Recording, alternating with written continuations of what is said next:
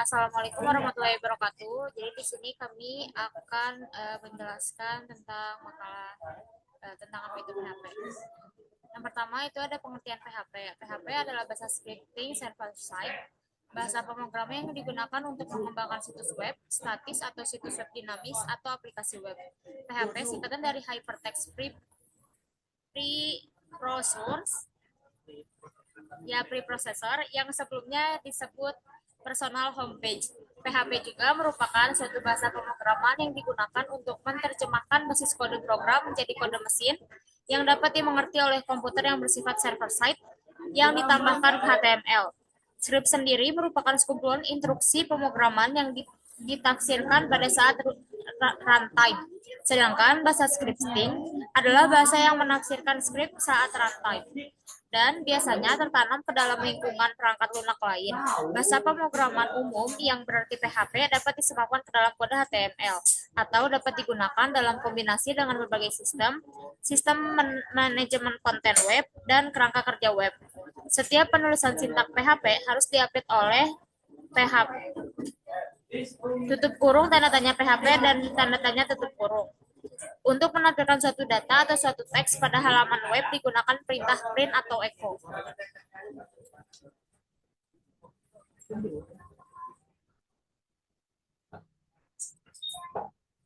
Berikut adalah contoh PHP. Echo atau print digunakan untuk mencetak isi variabel, tulisan, dan lain-lain. Printr digunakan untuk mencetak isi lain. Sedangkan vardam itu untuk melihat isi dari variabel yang akan ditampilkan. Terus printr juga digunakan pada saat business development, begitu juga dengan vardam. Vardam memberikan informasi tidak hanya apa yang ditampilkan saja, tetapi yang ditampilkan tipe datanya apa dan kurangnya berapa. Next.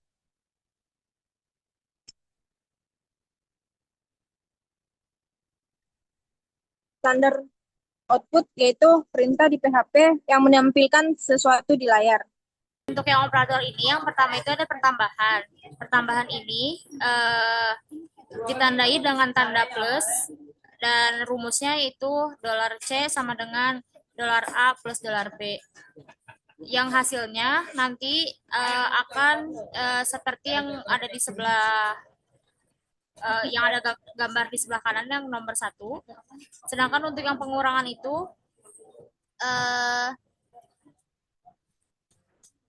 simbolnya ditandai dengan tanda kurang.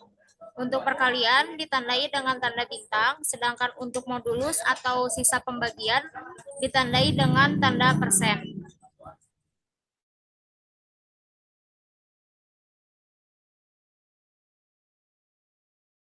Lalu untuk selanjutnya ada if else. If else ini adalah menunjukkan bagaimana hasil angka dari atau hasil peringkat dari nilai seseorang. Jadi apabila nilainya lebih dari 80, maka dia mendapatkan nilai peringkat A.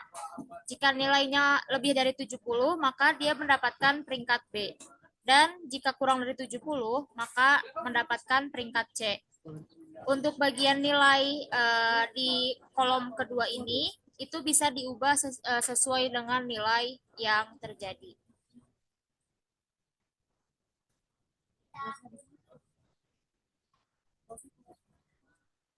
Lanjut, Ref.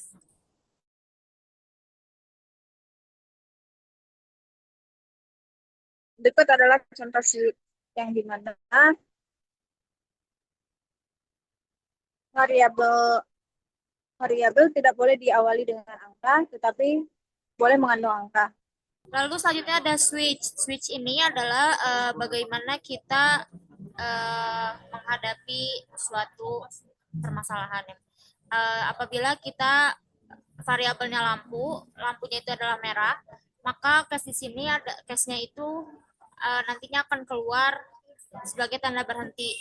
Nah, jika kita mengetik lampu kuning, maka nanti hasilnya tulisannya outputnya akan tertulis siap-siap. Dan apabila kita menulis di luar dari ketiga warna ini, maka nanti output yang keluar adalah tidak ada warna yang cocok. Lalu selanjutnya ada for. For ini menampilkan deretan jumlah angka sesuai yang kita inginkan.